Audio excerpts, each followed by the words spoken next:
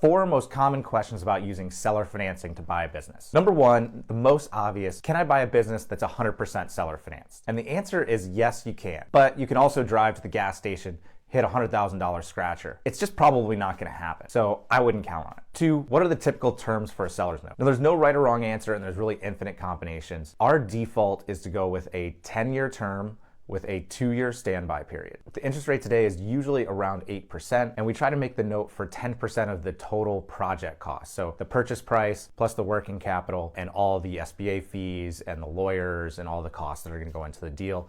We try to estimate that and then we do it for 10% of that price. So it's gonna be more than 10% of the purchase price. And we do it that way because then the seller's note is eligible to count for 100% of our down payment.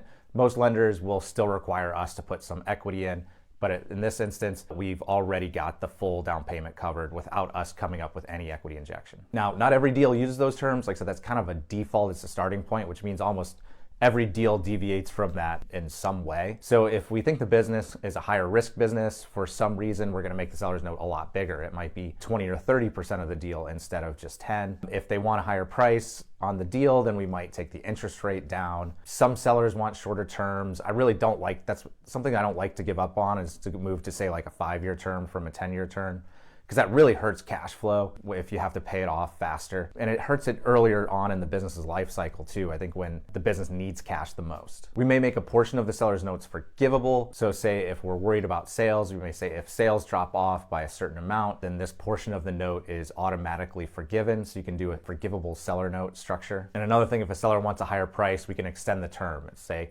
yeah, you can have your price, but let's do a 15 or 20-year term on the note. The options are truly infinite. That's just our starting point, what our models default to. Number 3, what happens if you default on a seller note? So that's really gonna depend on how the promissory note is written.